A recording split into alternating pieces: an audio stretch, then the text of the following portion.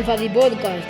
Som Josep, Ethan i Arnau, de primer de l'ESO, i anem a entrevistar als nostres companys de cinquè de primària sobre com han treballat per millorar les seues conductes. Abans de res, ens agradaria fer un aclariment. Estem així realitzant aquest podcast respectant totes les normes de la Covid-19 i, sobretot, mantenint la distància social entre nosaltres. Bé, i ara vos deixem amb aquest xicotet grup de cinquè. Hola, jo sóc Josep i així estan Anna, Aitana, Joan i Iker. I hem redactat aquest Fatipodcast per a contar-vos com ha canviat la manera en la que ens relacionem ara entre nosaltres. Veureu, a principi de curs, a la nostra classe hi havia molts conflictes, sobretot en el pati. Renyíem, ens insultàvem i de vegades fins ens pegaven.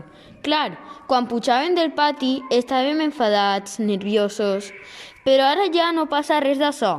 I quan pugem del pati estem més tranquils, més a gust amb els companys i companyes i més feliços.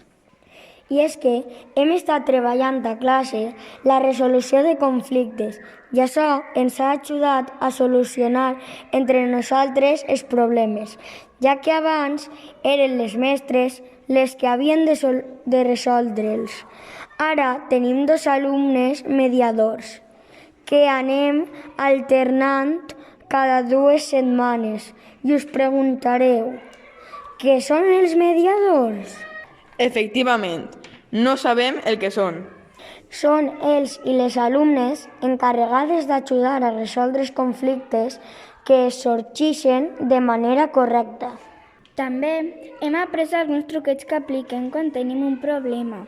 Per exemple, respirar profundament per a calmar-nos, rentar-nos la cara, allunyar-nos del problema i donar-nos un temps o córrer per a expulsar l'energia negativa que tenim al cos en aquests moments.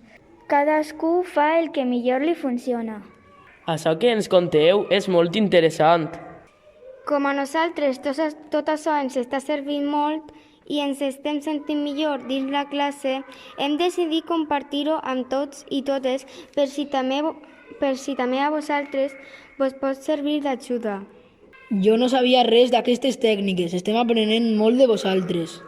Esperem que vos hagi resultat interessant i gràcies per escoltar aquest Fatipodcast. Gràcies a vosaltres per compartir amb els nostres oients com resoldre els conflictes i relacionar-los millor. Ja sabeu, amb millors relacions, millor qualitat de vida.